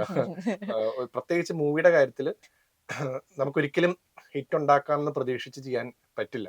അതങ്ങനെ ആയി മാറണം. അത് പല ഫാക്ടേഴ്സ് ചേർന്ന് വരുമ്പോഴേ ഒരു സിനിമയുടെ കാര്യത്തിൽ ഒരു പാട്ടോ ഒരു സിനിമയോ ഹിറ്റ് ആവുള്ളൂ. അത് നമ്മൾ വിചാരിക്കുന്ന പോലെ എത്ര നല്ല പ്രൊഡക്റ്റ് ആണെങ്കിലും ചിലപ്പോൾ അത് ഹിറ്റ് ആവണം എന്ന് നിർബന്ധമൊന്നുമില്ല. ചില കേസസിൽ ചിലപ്പം നമ്മൾ പ്രതീക്ഷിച്ചിരിക്കാതെ ചില സാധനങ്ങൾ എവിടെയെങ്കിലും ആയിരിക്കും കയറി കൊളുത്തുക, എന്തെങ്കിലും ഒരു വരിയോ വേർഡോ ഒക്കെ ആയിരിക്കും ചിലപ്പം കയറി ക്ലിക്ക് ആവുക. അത് ചിലപ്പം കയറി അങ്ങ് ഒരുപാട് റീച്ച് ആവും. അങ്ങനെ സംഭവിക്കും. ഇപ്പം ചേട്ടന്റെ പ്രൊഫഷണൽ ലൈഫ് നമ്മൾ ഫോളോ ചെയ്യുന്ന പോലെ തന്നെ ഫോളോ ചെയ്യുന്നതാണ് പേഴ്സണൽ ലൈഫും. കാരണം എല്ലാരും ഭയങ്കര ആക്റ്റീവ് ആണ് ഇൻസ്റ്റാഗ്രാമിൽ അല്ലെങ്കിൽ സോഷ്യൽ മീഡിയയിലൊക്കെ. അപ്പം രുദ്ര എന്ത് പറയുന്നു? മോൻ സുഖമായിരിക്കുന്നു. ഇപ്പം LKG ജോയിൻ ചെയ്യാൻ പോകുന്നു. ഇപ്പം വീട്ടിലിരിപ്പുണ്ട്, ഹാപ്പി ആയിട്ട്. അപ്പം ചെറുതായിട്ട് ഇപ്പൊ തന്നെ സമ്പാദിച്ചു തുടങ്ങി എന്നുള്ള വാർത്തകളൊക്കെ നമ്മൾ അറിഞ്ഞു. അപ്പം വീട്ടില് എങ്ങനെയാണ് ചേട്ടൻ ഈ വർക്ക് കാര്യങ്ങളൊക്കെ ഡിസ്കസ് ചെയ്യോ, അതോ പേഴ്സണൽ ഒരു സ്പേസ് എന്ന് പറയുന്നത് വർക്ക് ഒക്കെ മാറ്റി വെച്ചിട്ടുള്ള ഒരു ടൈം ആണോ? എന്റെ അമ്മയും വൈഫും ഞാൻ ചെയ്യുന്ന പാട്ടുകളെ പറ്റിയും അല്ലെങ്കിൽ അതിനെ പറ്റിയൊക്കെ ഏറ്റവും നല്ല ക്രിട്ടിക്കാണ് അവരാണ് പലപ്പോഴും പറയാറ് ഈ പാട്ട് നന്നായിട്ടുണ്ട് നന്നായിട്ടില്ല എന്നുള്ളതൊക്കെ പറയാം. അപ്പൊ വീട്ടില് അത്യാവശ്യം എല്ലാ കാര്യങ്ങളും അപ്ഡേറ്റഡ് ആണ് കാര്യങ്ങൾ. എന്നും പറഞ്ഞ് വീട്ടിൽ വന്നാൽ അതിനെപ്പറ്റി മാത്രം അല്ല, ഞാൻ പിന്നെ ഒരുപാട് സമയം വീട്ടിൽ സ്പെൻഡ് ചെയ്യാൻ ശ്രമിക്കാറുണ്ട്. മോന്റെ കൂടെയൊക്കെ സ്പെൻഡ് ചെയ്യാൻ ശ്രമിക്കാറുണ്ട്. കാരണം എനിക്ക് എപ്പോഴും തോന്നിയിട്ടുള്ള കാര്യം എന്ന് വെച്ച് കഴിഞ്ഞാൽ ഈ കുട്ടികളുടെ ഏറ്റവും ഇമ്പോർട്ടൻറ്റ്, അതായത് ഒരു അഡൽട്ടിന്റെ ക്യാരക്ടറിനെ ഏറ്റവും ഇൻഫ്ലുവൻസ് ചെയ്യുന്നത് അവരുടെ കുട്ടിക്കാലമാണല്ലോ തീർച്ചയായിട്ടും. അപ്പൊ അവരുടെ ഫ്രണ്ട്സും ഫാമിലിയും ആണ് ഏറ്റവും കൂടുതൽ അവരെ ഇൻഫ്ലുവൻസ് ചെയ്യുന്നത്. അതുകൊണ്ട് തന്നെ കൂടുതൽ സമയം ഈ പറഞ്ഞ പോലെ മോന്റെ കൂടെ സ്പെൻഡ് ചെയ്യണം എന്നൊക്കെ ആഗ്രഹമുണ്ട്, അത് കണ്ടെത്താറുമുണ്ട്. അതെ. അതിനുവേണ്ടി സമയം കണ്ടെത്തി നമ്മൾ ബാക്കിയെല്ലാം മാറ്റി വെച്ച് അതിനുവേണ്ടി തന്നെ വന്ന് ഇരുന്ന് സ്പെൻഡ് ചെയ്യാറുമുണ്ട്. ഉം. അതെ. അതേപോലെ ചേച്ചി സ്റ്റുഡിയോയിൽ വന്ന് ഞങ്ങളൊരു ഇന്റർവ്യൂ എടുത്തിട്ടുണ്ടായിരുന്നു. ആഹാ. അപ്പൊ ചേച്ചി എന്റെ അടുത്ത് പറഞ്ഞിരുന്നു ഇതുപോലെ ഭയങ്കര സപ്പോർട്ടീവ് ആയിട്ടുള്ള ഒരു ഹസ്ബൻഡാണ്. അപ്പം എല്ലാ ഫാമിലിയിലും ഇത്തരത്തിൽ അതായത് പ്രൊഫഷണൽ അതിപ്പം ആണായിക്കോട്ടെ പെണ്ണായിക്കോട്ടെ രണ്ടുപേരുടെയും പ്രൊഫഷൻ റെസ്പെക്ട് ചെയ്ത് നിൽക്കുക എന്ന് പറയുന്നതാണ് എപ്പോഴും ഒരു ഏത് ബന്ധത്തിനും ഒരു ബാക്ക് ബോൺ എന്ന് പറയുന്നത്. അതെ. അപ്പം അത് എത്രമാത്രം ചേട്ടൻ ഇങ്ങനെ വളർന്ന് ചേട്ടന്റെ അച്ഛനും അമ്മയൊക്കെ അങ്ങനെ ചെയ്യുന്നത് കണ്ട് വളർന്ന് അതെങ്ങനെയാണ് അങ്ങനത്തെ ഒരു തോട്ടും കാര്യങ്ങളും പ്രോഗ്രസീവ് ആയിട്ട് ഒക്കെ ചിന്തിക്കാം എന്നൊക്കെ പറയുന്ന ഒരു ബേസ് ഉണ്ടല്ലോ. അത് അതെ. പല ആളുകൾക്കും ശരിക്കും പറഞ്ഞാൽ ഇപ്പം ന്യൂ പേരൻസ് ആയിട്ടുള്ള ആളുകൾക്കൊക്കെ എന്താ ഇപ്പൊ മക്കളെ എങ്ങനെ വളർത്തണം എന്നൊക്കെ കൺഫ്യൂഷൻ ഉള്ള എത്രയോ പേരുണ്ട്. ഇപ്പൊ എനിക്ക് തന്നെ എന്റെ ഫ്രണ്ട്സ് ഇപ്പം കുട്ടികളുള്ള ആളുകൾ തന്നെ ചോദിക്കാറുണ്ട്. നമുക്ക് പല കാര്യങ്ങൾ ഡൗട്ടാണ് ഇവരെന്തൊക്കെ പഠിപ്പിച്ചു കൊടുക്കണം അങ്ങനെ ഇങ്ങനെയെന്നൊക്കെ പറഞ്ഞ്. അപ്പം ചേട്ടന്റെ ഒരു അങ്ങനത്തെ കാര്യങ്ങളിലേക്കുള്ള ഒരു ശ്രദ്ധയൊക്കെ എങ്ങനെയാ? ശരിക്കും പറഞ്ഞു കഴിഞ്ഞാൽ എനിക്ക് തോന്നുന്നു അത് ഒന്നും സ്പെഷ്യൽ ആയിട്ട് അതാണ് ആക്ച്വലി നോർമൽ എന്നാണ് അതെ. എനിക്ക് തോന്നുന്നത്. അങ്ങനെ ഇപ്പൊ പരസ്പരം മനസ്സിലാക്കുക എന്നുള്ള കാര്യവും അതുപോലെ അതാണ് ആക്ച്വലി നോർമൽ ആയിട്ടുള്ള. അതല്ലാതെ ചെയ്യുന്നത് നോർമൽ അല്ലാത്തതെന്നാണ് എനിക്ക് തോന്നുന്നത്. സത്യം. അത് പിന്നെ അത് എനിക്കൊന്ന് പയ്യെ പയ്യെ നമുക്കൊക്കെ ഡെവലപ്പ് ചെയ്തെടുക്കാൻ പറ്റുന്ന കാര്യങ്ങൾ മാത്രമേ ഉള്ളൂ. അല്ലാതെ ഒന്നും ഈ പറഞ്ഞ പോലെ ചില ആൾക്കാർക്ക് മാത്രം ചെയ്യാൻ പറ്റുന്നതൊന്നുമല്ല. കാരണം നമ്മൾ തന്നെ ശ്രദ്ധിച്ചു കഴിഞ്ഞാൽ അറിയാം, ഒരു 15-20 ഇയേഴ്സ് ബാക്ക് കണ്ടിരുന്ന സിനിമകളുടെ ഹ്യൂമർ നമുക്കിന്ന് പലപ്പോഴും പൊളിറ്റിക്കലി കറക്റ്റ് അല്ല, അതൊന്നും ശരിയല്ല എന്ന് തോന്നുന്ന ഒരു രീതിയിലോട്ട് ആൾക്കാർ വന്നില്ലേ. അതെ. അപ്പോൾ അതുപോലെ തന്നെ ആൾക്കാർ എനിക്ക് പേഴ്സണലി എനിക്ക് തോന്നിയിട്ടുള്ള ഒരു കാര്യം ഉണ്ട് കേട്ടോ. അതായത് പലരും പറയാറുള്ളത് എന്താ പറയാ ഇന്നത്തെ പിള്ളേരൊക്കെ വല്ലാത്ത വഴിതെറ്റിപ്പോയി എന്നൊക്കെയുള്ള രീതിയിലുള്ള വർത്തമാനങ്ങൾ നമ്മൾ പല സീനിയേഴ്സ് ആയിട്ടുള്ള അതെ. ആൾക്കാർ പറഞ്ഞേക്കാം. പക്ഷെ എനിക്ക് നേരെ തിരിച്ചാ തോന്നിയിട്ടുള്ളത്. എനിക്ക് പലപ്പോഴും തോന്നിയിട്ടുള്ളത് വെച്ച് കഴിഞ്ഞാൽ ഇപ്പൊ വരുന്ന ജനറേഷൻ നമ്മളെക്കാളൊക്കെ വളരെയധികം അഡ്വാൻസ്ഡ് ആൻഡ് പ്രോഗ്രസീവ് ആണെന്നാണ് എനിക്ക് പേഴ്സണലി ഫീൽ ചെയ്തിട്ടുള്ളത്. നമ്മളൊക്കെ എനിക്കൊന്ന് രണ്ടിന്റെയും ഇടയിൽ നിൽക്കുന്ന ആൾക്കാരാണ്. നമ്മുടെ ഏജ് ഗ്രൂപ്പിലുള്ള പലരും പഴയ കുറെ ബാഗേജസ് ഉണ്ട്, എന്നാൽ കുറെ കൂടെ പ്രോഗ്രസീവ് ആണെന്ന് ആഗ്രഹിക്കുന്നുണ്ട്, എന്നാൽ അതെ. കംപ്ലീറ്റ് ആയിട്ട് അങ്ങോട്ട് ആവാനും പറ്റുന്നില്ല എന്നുള്ള സ്റ്റേജിലാണ്. പക്ഷെ ഇപ്പോഴത്തെ ഇപ്പൊ എനിക്ക് തോന്നുന്നൊരു 18, 19, 20 ടു ഒരു 25 നിൽക്കുന്നവരുടെയൊക്കെ ആൾക്കാരുമായിട്ട് കൂടുതൽ ഇന്ററാക്ട് ചെയ്ത് കഴിഞ്ഞാൽ അവരൊക്കെ കംപ്ലീറ്റ്ലി അവരുടെ ലൈഫിനെ പറ്റി കുറച്ചുകൂടെ ക്ലാരിറ്റി ഉണ്ട്. അവര് മറ്റ് സൊസൈറ്റിയുടെ പ്രഷറിൽ ഭയങ്കരമായി അവരുടെ സൊസൈറ്റിയുടെ പ്രഷറിൽ ജീവിക്കുന്നവരല്ല. അപ്പൊ എനിക്കത് കുറെ കൂടെ ഒരു ബെറ്റർ ആയിട്ടുള്ള ഒരു ഇതായിട്ടാണ് തോന്നുന്നത്. പിന്നെ ഞാൻ നേരത്തെ പറഞ്ഞൊരു പോയിന്റും വളരെ ഇമ്പോർട്ടന്റ് ആണ്. അതായത് നമുക്ക് പല കാര്യങ്ങളും ശ്രദ്ധിച്ചു കഴിഞ്ഞാൽ ചെറിയൊരു എക്സാമ്പിൾ പറയുകയാണെങ്കിൽ നമ്മുടെ ഇന്ത്യയുടെ അത്രയും മോശമായിട്ട് ഡ്രൈവിംഗ് ഒരു കൾച്ചറുള്ള ഒരു രാജ്യം വേറെ ഉണ്ടാവില്ലായിരിക്കും. അത്രയും മോശമായിട്ടാണ് ഇവിടുത്തെ ആൾക്കാർ ഓടിക്കുന്നത്. അപ്പൊ ഇതിനൊരു സൊല്യൂഷൻ ഒറ്റ ദിവസം കൊണ്ട് ഒരിക്കലും ഉണ്ടാവില്ല. അതിനുണ്ടാവുന്നതിന് ആകെ ചെയ്യാൻ പറ്റുന്ന വെച്ച് കഴിഞ്ഞാൽ വരുന്ന ചെറിയ കുട്ടികൾ മുതൽ അവരുടെ ഒരു സിവിക് സെൻസ് ഇംപ്രൂവ് ചെയ്യുക. അങ്ങനെ പയ്യെ പയ്യെ ബിൽഡ് ചെയ്ത് ഒരു വിത്തിൻ ഒരു 15-20 ഇയേഴ്സിൽ മാറ്റിയെടുക്കാൻ പറ്റുന്ന കാര്യങ്ങളാണ്. ഇത് ഈ പറഞ്ഞ എക്സാമ്പിൾ തന്നെയാണ് എല്ലാ കാര്യങ്ങളിലും. എല്ലാ അതെ. കാര്യങ്ങളിലും ചെയ്യാൻ പറ്റുന്ന വെച്ച് കഴിഞ്ഞാൽ വൺ ഫൈൻ ഡേ നമ്മുടെ അച്ഛനെയോ അമ്മയോ പറഞ്ഞ് അവരുടെ ചിന്താഗതി മാറ്റാൻ നമ്മളെ കൊണ്ട് പറ്റില്ല. വൺ ഫൈൻ ഡേ നമുക്ക് നമ്മുടെ കൂട്ടത്തിലുള്ളവരെയും പറഞ്ഞ് ശ്രമിക്കാവുന്നതാണ്. കുറെ പേരൊക്കെ മാറുമായിരിക്കും.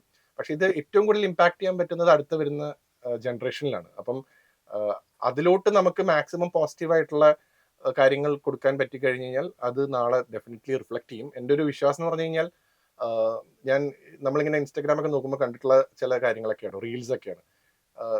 പണ്ടത്തെ പാരൻസ് കുട്ടികളുടെ കൂടെ സ്പെൻഡ് ചെയ്യുന്നതിനേക്കാൾ കൂടുതൽ എത്രയോ പെർസെൻറ്റേജ് കൂടുതൽ സമയം ഇന്നത്തെ പേരൻസ് സ്പെൻഡ് ചെയ്യുന്നുണ്ട് എന്ന് കണ്ടു. ഓ. അതൊരു ചേഞ്ച് ആയിട്ട് എനിക്ക് ഫീൽ ചെയ്യുന്നത്. കാരണം പലർക്കും നമ്മുടെയൊക്കെ ചുറ്റും തന്നെ ഉള്ള ഫ്രണ്ട്സിലൊക്കെ എത്രയോ പേര് വളരെ വിഷമിക്കുന്നുണ്ട്. ലൈക്ക് പുറമെ ഭയങ്കര ഹാപ്പി ആയിട്ടാണെങ്കിൽ നമുക്ക് തന്നെ അറിയാം ഒരുപാട് പേർക്ക് വളരെയധികം വിഷമങ്ങളും എന്താ പറയുക ആങ്സൈറ്റി ഇഷ്യൂസും അതെ. ഒക്കെ ഒരുപാട് പേര് നമുക്ക് കാണാൻ പറ്റും. അപ്പൊ എനിക്കൊക്കെ അതിന് പേഴ്സണലി എനിക്ക് തോന്നിയിട്ടുള്ള അതിനുള്ള ഏറ്റവും ഇമ്പോർട്ടന്റ് റീസൺ എന്ന് വെച്ച് കഴിഞ്ഞാൽ അവരുടെ വളർന്നു വന്ന സമയത്ത് അവർക്ക് കിട്ടാതെ പോയ ഒരു സപ്പോർട്ടും അറ്റൻഷനും അറ്റൻഷനും. പേരന്റിങ്ങിലുണ്ടായ പ്രശ്നങ്ങളും ഒക്കെയാണ് അവർ ഇന്നത്തെ ആ വിഷമങ്ങളുടെ സത്യം. കാരണം. അപ്പൊ അത് മാറാനായിട്ട് ഏറ്റവും പോസിബിൾ ആയിട്ടുള്ള ഒരു കാര്യം എന്ന് പറഞ്ഞു കഴിഞ്ഞാൽ അടുത്ത തലമുറ മുതലെങ്കിലും നമുക്ക് മാക്സിമം എന്താ പറയാ അവരെ എങ്കിലും പയ്യെ പയ്യെ ബെറ്റർ ആയിട്ട് വളർത്തിക്കൊണ്ടുവരാൻ പറ്റുക എന്നുള്ളതാണ് തോന്നുന്നത്. അതെ. എനിക്കൊന്ന് വലുതായി കഴിഞ്ഞാലും നമ്മള് എല്ലാവരുടെയും ഇപ്പൊ ഒരു ട്രോമ എന്നൊക്കെ പറയുന്നത് related to their definitely childhood days ആണ്. അത് ഏതൊരു തെറാപ്പിസ്റ്റിന്റെ അടുത്ത് ചോദിച്ചു കഴിഞ്ഞാലും അവര് മോസ്റ്റ്ലി തെറാപ്പിസ്റ്റ് എല്ലാം ചെയ്യുന്നതും അത് തന്നെയാണല്ലോ. നമ്മളൊരു പ്രശ്നമായിട്ട് ചെല്ലുമ്പം അവരുടെ റൂട്ട് കോസ് കണ്ടെത്താനാണ് ശ്രമിക്കുക. അതെ. അപ്പോൾ ആ റൂട്ട് കോസ് ഇപ്പോൾ വളരെ ചെറിയൊരു കാര്യം ചെറുപ്പത്തിൽ സംഭവിച്ചൊരു ചെറിയ കാര്യമായിരിക്കാം, വലിയ കാര്യമായിരിക്കാം, എന്തുമായിരിക്കാം. പക്ഷെ ആ ഇഷ്യൂവിൽ നിന്നാണ് അവരുടെ ഹോൾ ലൈഫ് അവർ ആ ബാഗേജും കൊണ്ട് നടക്കുന്നത്. അപ്പോൾ അതൊക്കെ എനിക്ക് തോന്നുന്നു ഈ പറഞ്ഞ പോലെ നല്ല സപ്പോർട്ടീവായിട്ടുള്ള പേരൻസും ഫ്രണ്ട്സും ടീച്ചേഴ്സും ഉണ്ടെങ്കിൽ എല്ലാം തുറന്നു പറയാൻ പറ്റുന്ന ഒരു ഒരു ചുറ്റുപാട് നമുക്ക് ഉണ്ടെന്നുണ്ടെങ്കിൽ ഈ ഇഷ്യൂസ് ഒന്നും ഉണ്ടാവില്ല. വരുന്ന തലമുറയൊക്കെ കുറെ കൂടെ ഹാപ്പി ആയിട്ട് അവരുടെ കാര്യം നോക്കി സന്തോഷമായിട്ട് ജീവിക്കും എന്നാണ് എനിക്ക് തോന്നുന്നത്. ഇപ്പൊ ചേട്ടന്റെ ഇൻസ്റ്റയൊക്കെ ഞാൻ ഫോളോ ചെയ്യുന്ന ഒരാളാണ്. അപ്പം മിക്ക എല്ലാ കാര്യങ്ങളുടെയും ചേട്ടന്റെ ഒരു പോയിന്റ് ഓഫ് വ്യൂ ചേട്ടൻ പോസ്റ്റ് ചെയ്യാറുണ്ട്. അത് തുറന്ന് പറയാറുണ്ട്. അപ്പൊ ഇങ്ങനെ ചേട്ടൻ നിലപാടുകൾ പറഞ്ഞിട്ട് എവിടെയെങ്കിലും പ്രശ്നങ്ങളിലേക്ക് എത്തിയിട്ടുണ്ടോ? വല്ല കോളേജിലായിക്കോട്ടെ അല്ലെങ്കിൽ ജീവിതത്തിൽ എപ്പോഴെങ്കിലും? പ്രശ്നങ്ങൾ എന്ന് വെച്ച് കഴിഞ്ഞാൽ എനിക്ക് തോന്നുന്ന ഒരു കാര്യം എന്ന് വെച്ച് കഴിഞ്ഞാൽ നമുക്ക് നമ്മളറിയാതെ തന്നെ ചിലപ്പോൾ നമ്മുടെ ചില അവസരങ്ങളെ ചിലപ്പോൾ അത് എഫക്ട് ചെയ്യുന്നുണ്ടാവും. പലരും എന്തുകൊണ്ടാണ് തുറന്ന് പറയാത്തത് ശ്രദ്ധിച്ചിട്ടുണ്ട്. ഇപ്പോൾ പൊളിറ്റിക്കൽ ആയിട്ടുള്ള കാര്യങ്ങളാണെങ്കിലും ഒന്നും നമ്മുടെ കലാ മേഖലയിലുള്ള ആൾക്കാർ തുറന്നു പറയാത്തത് എന്തുകൊണ്ടാണ്? എസ്പെഷ്യലി ഇവിടുത്തെ സ്ട്രോങ് ആയിട്ടുള്ള ഒരു പൊളിറ്റിക്കൽ പാർട്ടിക്ക് എതിരായിട്ടോ ഒന്നും ആരും മിണ്ടാത്തതെന്ന് വെച്ച് കഴിഞ്ഞാൽ അത് അവരുടെ അവസരങ്ങളെയും അംഗീകാരങ്ങളെയും അവാർഡുകളെയും ഒക്കെ അഫക്റ്റ് ചെയ്യുന്നുള്ള നല്ലൊരു ധാരണ ഉള്ളത് കൊണ്ട് തന്നെയാണ്. അതുകൊണ്ടാണ് ആർക്കും അത് തുറന്നു പറയാനുള്ള ധൈര്യം ഇല്ലാത്തത്.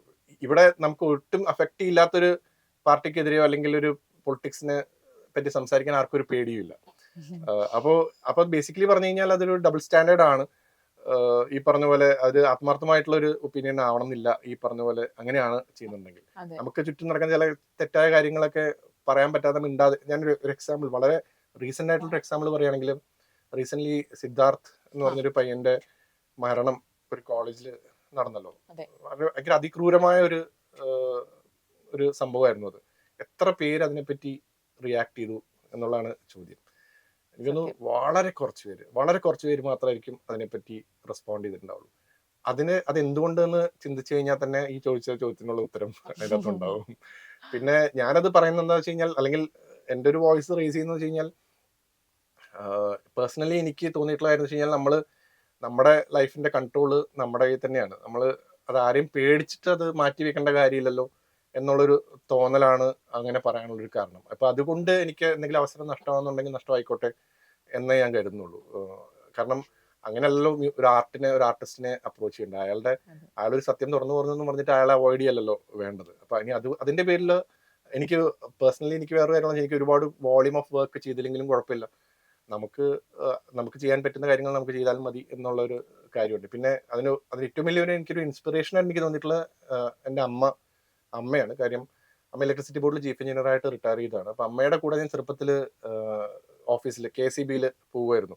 അതായത് കുട്ടിയായിരുന്നു. അപ്പം പലപ്പോഴും നമുക്ക് പോകേണ്ടതായി വരും. കാരണം ചിലപ്പം വീട്ടിലോട്ട് പോകാനൊന്നും പറ്റില്ല. അപ്പം ചിലപ്പോൾ ഓഫീസിലിരിക്കുമ്പോൾ അപ്പം നമ്മൾ അമ്മയിൽ നിന്ന് കണ്ടിട്ടുള്ള കുറെ കാര്യങ്ങളുണ്ട്. അമ്മ കൂടെയുള്ള സ്റ്റാഫിനെ ട്രീറ്റ് ചെയ്യുന്ന രീതി, അതുപോലെ അമ്മ ഈ പറഞ്ഞ പോലെ പൊളിറ്റിക്കൽ പ്രഷറിനൊന്നും വഴങ്ങി കൊടുക്കാതിരിക്കുന്നതൊക്കെ ഞാൻ കണ്ടിട്ടുണ്ട്. ലൈക്ക് അതായത് ചിലപ്പം ഭയങ്കര സ്ട്രോങ് ആയിട്ടുള്ള ഇങ്ങനെ ചെയ്തു കൊടുക്കണം, ഇങ്ങനെ ഒരു കാര്യം ചെയ്യണം എന്ന് പറയുമ്പോൾ അമ്മ പറ്റില്ല എന്ന് പറയുന്നത് ഞാൻ കണ്ടിട്ടുണ്ട്. അതിന്റെ പേരിൽ അമ്മയ്ക്ക് ഡെഫിനറ്റ്ലി ബുദ്ധിമുട്ടുകൾ ഉണ്ടായിട്ടുണ്ടാവും, അല്ലെങ്കിൽ അമ്മയ്ക്ക് കിട്ടേണ്ട അംഗീകാരങ്ങൾ പലപ്പോഴും കിട്ടാതെ പോയിട്ടുണ്ടാവും.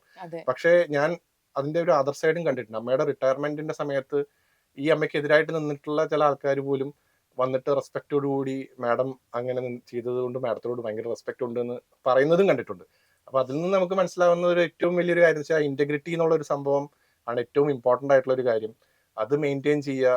അതിന്റെ ചിലപ്പോൾ ടെമ്പററി ആയിട്ട് നമുക്ക് അതിന് കുറെ സൈഡ് എഫക്ട്സോ അല്ലെങ്കിൽ ഈ പറഞ്ഞ പോലെ ആഘാതങ്ങളൊക്കെ ഉണ്ടാവുമായിരിക്കും. പക്ഷെ ഇൻ ദ ലോങ് റൺ നമ്മൾ നോക്കുമ്പം, നമ്മൾ ചിലപ്പോൾ ഈ 10-60-70 വയസ്സായി തിരിഞ്ഞു നോക്കുമ്പം വി വോണ്ട് റിഗ്രറ്റ് എന്നുള്ളതാണ് എനിക്ക് തോന്നുന്നത്. സത്യം. ചേട്ടനെ പോലെ ധൈര്യം എല്ലാവർക്കും.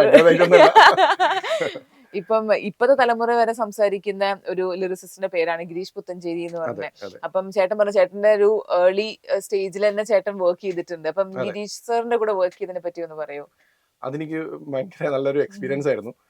കാര്യം ഞാൻ പറഞ്ഞില്ല, ആദ്യമായിട്ടൊരു മൂവി ചെയ്യാനായിട്ടൊരു അവസരം കിട്ടിയപ്പം അത് എഴുതാനായിട്ട് ഗിരീഷ് ചേട്ടനെ കൊണ്ട് എഴുതിപ്പിച്ചാൽ കൊള്ളാമെന്ന് പറയും.